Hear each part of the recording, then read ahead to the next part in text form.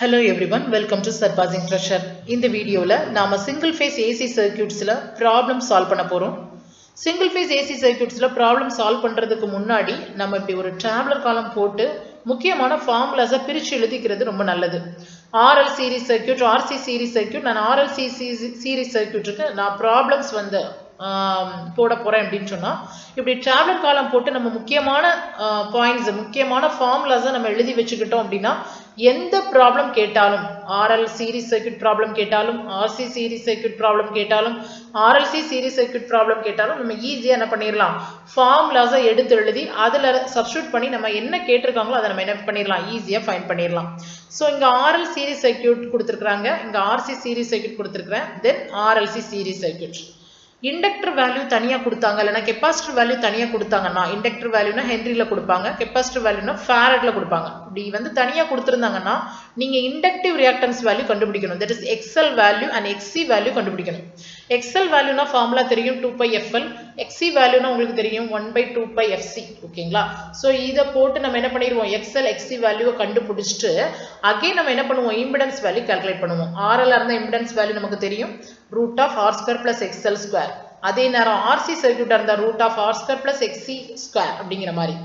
RLC series சர்க்யூட்டா இருந்தா நம்ம XL XC calculate பண்ணிட்டு எது பெருசுங்கிறத பார்க்கணும். XL greater XC அல்லது XC greater XL பார்க்கணும். இதுல இருந்து நமக்கு இம்பிடன்ஸ் வேல்யூ மாறும். So Z √XL greater XC ஆக இருந்தால் R² + XL - XC the whole square அப்படிங்கிற மாதிரி வரும். Suppose XC greater XL இருந்தா Z √R² + XC - XL the whole square அப்படிங்கிற மாதிரி வரும். ஸோ இந்த வேல்யூவை நம்ம கண்டுபிடிச்சிட்டோம்னா tan theta வேல்யூ நமக்கு தெரியும் இல்லையா, reactance value divided by resistance value அப்படிங்கிற மாதிரி வரும். இந்த இண்டக்டிவ் ரியாக்டன்ஸ் கொடுத்துட்டாங்கன்னா XL/R அப்படிங்கிற மாதிரி, ரெசிஸ்டன் RC சீரிஸ் சர்க்யூட்டாக இருந்ததுன்னா XC/R அப்படிங்கிற மாதிரி tan theta வரும். அதே நேரம் இங்கே நீங்கள் எது கிரேட்டர் தானோ அதை பொறுத்து தான் நமக்கு tan theta வேல்யூ வரும். XL greater XC ஆக இருந்தால் XL - XC/R, XC greater XL ஆக இருந்தால் XC - XL divided by R அப்படிங்கிற மாதிரி tan theta வேல்யூ வரும். இந்த theta வேல்யூவை எப்படி கண்டுபிடிப்போம்னா tan inverse. ஓகேங்களா? இந்த பக்கம் போகும்போது என்ன ஆகும், 1/tan மாறும். 1/tan என்னது, tan inverse. So tan inverse of XL/R அப்படின்னு போட்டோம்னா theta வேல்யூ கிடைச்சிரும். இந்த theta வேல்யூவை நம்ம காஸ்ட்ல அப்ளை பண்ணோம் அப்படின்னு சொன்னா cos theta வேல்யூ நமக்கு கிடைச்சிரும். cos theta தான் உங்களோட பவர் ஃபேக்டர். ஸோ இப்போ ஆவரேஜ் பவர் கண்டுபிடிக்கிறதுக்கு நமக்கு தெரியும் எல்லாத்தோட ஆவரேஜ் பவரும் RL series, RC series and RLC series எந்த சர்க்யூட் உங்களுக்கு கொடுத்துருந்தாலும் சரி, எந்த சம் கொடுத்தாலும் சரி, அதோட ஆவரேஜ் பவர்னு பார்க்கும்போது VI cos theta. ஓகேவா? ஸோ இந்த டேப்லர் காலத்தை நீங்கள் தெளிவாக போட்டு வச்சுக்கிட்டீங்கன்னா எந்த சம்னாலும் ஈஸியாக நம்ம என்ன பண்ணிடலாம், கண்டுபிடிச்சிடலாம். ஓகே, நெக்ஸ்ட் என்ன அப்படின்னு சொன்னால் ஒரு சம் நான் எக்ஸாம்பிளுக்கு கொடுக்குறேன். A coil of resistance 10 ohm and inductance of 0.1 Henry is connected in series with a 150 microfarad capacitor across the 200 volt 50 Hz supply. ஓகேங்களா? Calculate inductive reactance, second point capacitive reactance, third point impedance, fourth point current, fifth point power factor and sixth point என்ன கொடுத்திருக்காங்க, power in the circuit. இவ்வளவும் நம்ம கண்டுபிடிக்கணுமா. So given டேட்டாவை நீங்கள் எடுத்து எழுதுங்க. So இது ஒரு RLC சீரிஸ் சர்க்யூட். ஸோ டயக்ராமை போட்டுக்கோங்க. ஓகேங்களா? டயக்ராம் ரொம்ப ரொம்ப முக்கியம்.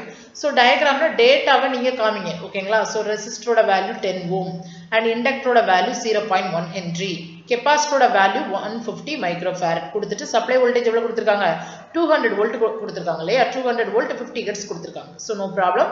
முதல்ல என்ன பண்ணிடலாம், டயக்ராம் வரைஞ்சிடலாம், கிவன் டேட்டா எடுத்து எழுதிடலாம். என்னெல்லாம் கேட்டிருக்காங்கிறத பாருங்க. இண்டக்டிவ் ரியாக்டன்ஸ்னா XL, கெப்பாசிட்டிவ் ரியாக்டன்ஸ்னா XC, இம்பிடன்ஸ்னா Z வேல்யூ, லைன் கரண்ட் கேட்டிருக்காங்க. ஓகேங்களா? கரண்டோட value, power factor and power. நம்ம ஆல்ரெடி என்ன போட்டுட்டோம், நம்ம டேப்லர் காலத்தில் பிரித்து எழுதிட்டோம் இல்லையா. ஸோ இப்போ RLC சீரிஸ் சர்க்யூட்னா முதல்ல நம்ம என்ன கண்டுபிடிப்போம், XL XC வேல்யூ கண்டுபிடிப்போம். XL வேல்யூ கண்டுபிடிக்க என்ன பண்ணணும், 2πfL. ஓகேங்களா? 2 into பையோட வேல்யூ 3.14 போட்டுக்கோங்க. ஃப்ரீக்வன்சி என்ன கொடுத்துருக்காங்க, 50 Hz. 50 into இண்டக்டன்ஸோட வேல்யூ 0.1 ஹென்ரின்னு கொடுத்தாங்க. அப்ளை பண்ணீங்க அப்படின்னு சொன்னால் 31.42 ஓம் நமக்கு கிடைக்கும். அதே நேரம் கெப்பாசிட்டிவ் ரியாக்டன்ஸ் கண்டுபிடிக்கும் போது 1/2πfC போடுவீங்க. 1/2π ஃப்ரீக்வன்சி வேல்யூ 50, அந்த கெப்பாசிட்டன்ஸ் வேல்யூ 150 மைக்ரோஃபாரட் கொடுத்துருந்தாங்க. அப்போ நம்ம இந்த இடத்துல என்ன பண்ணணும்னா இன்ட்டு 150 இன்ட்டு மைக்ரோஃபாரடை ஃபேரடை மாற்றினா என்ன பண்ணணும், 150 இன்ட்டு 10⁻⁻⁶. ஸோ நம்ம இந்த இடத்துல ஒரு தப்பு பண்ணுவோம். என்ன பண்ணுவோம் அப்படின்னு சொன்னால் கால்குலேட்டரில் அப்ளை பண்ணும்போது நியூமரேட்டர் அண்ட் டினாமினேட்டருக்கு தனித்தனியாக பிராக்கெட் கொடுத்து பாருங்க. அப்படின்னா தான் நமக்கு கரெக்டான வேல்யூ கிடைக்கும். ஓகேவா? இல்லைனா தாறுமாறாக கிடைக்கும் நமக்கு வேல்யூ. ஓகேவா? ஸோ எக்ஸியோட value is equal to 21.22 ohm அப்படிங்கிற மாதிரி கிடைச்சிருக்கு. இப்போ பாருங்க எது பெருசாக இருக்குது, எக்ஸலா எக்ஸியா? எக்ஸல் தான் பெருசாக இருக்குது. ஸோ எக்ஸல் கிரேட்டர் தென் எக்ஸிங்கிறதுனால நம்ம இம்பிடன்ஸ் வேல்யூ கண்டுபிடிக்கிற ஃபார்முலா எப்படி மாறும்? Root of R square plus XL minus XC the whole square அப்படிங்கிற மாதிரி மாறும். ஸோ ஒவ்வொரு டேட்டாவையும் இதில் அப்ளை பண்ணுங்க. XL value, XC value, resistor value கவனமாக கால்குலேட்டரில் அப்ளை பண்ணுங்க. இந்த ரூட் ஃபுல்லாவுக்குமே நம்ம ஒரு பிராக்கெட் ஓப்பன் பண்ணிக்கிறது நல்லது. ஓகேங்களா? ஹோல் டேர்முக்கும் இந்த ரூட் பொருந்தும். ஸோ ஹோல் டேர்முக்கும் நம்ம ஒரு பிராக்கெட் ஓப்பன் பண்ணிட்டு தென் உள்ள வந்து 10 ஸ்கொயர் பிளஸ் இந்த 31.42 minus 21.22 the whole square கொடுத்துட்டு தென் என்ன பண்ணிருங்க, பிராக்கெட்டை க்ளோஸ் பண்ணிருங்க. ஸோ பண்ணிட்டீங்க அப்படின்னு சொன்னால் நமக்கு ஆன்சர் கரெக்டாக கிடச்சிரும். இசட்டோட வேல்யூ என்ன கிடச்சிருக்கு? 14.28 ஓம். இம்பிடன்ஸோட யூனிட் வந்து ஓம். ஓகேங்களா? ஸோ இம்பிடன்ஸ் கிடச்சிட்டு நமக்கு வோல்டேஜ் ஆல்ரெடி நமக்கு சர்க்கியூட்ல கொடுத்துருக்காங்க, நமக்கு சம்லே கொடுத்துட்டாங்க இல்லையா?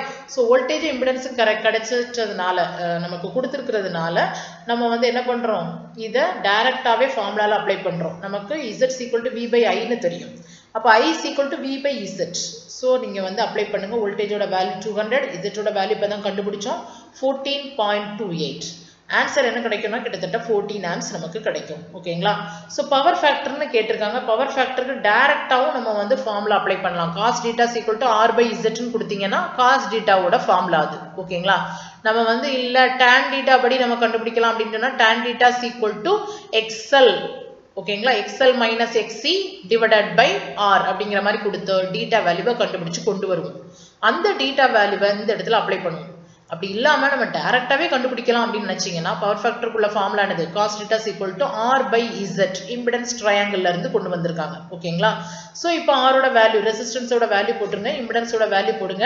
நமக்கு பவர் ஃபேக்டர் வேல்யூ எவ்வளோ கிடச்சிருக்கு? 0.7. ஓகேங்களா? 0.7. ஓகே. ஸோ இப்போ பவர் கண்டுபிடிக்க போகிறோம். ஆவரேஜ் பவர் கண்டுபிடிக்கிற ஃபார்முலா என்னது? VI cos theta.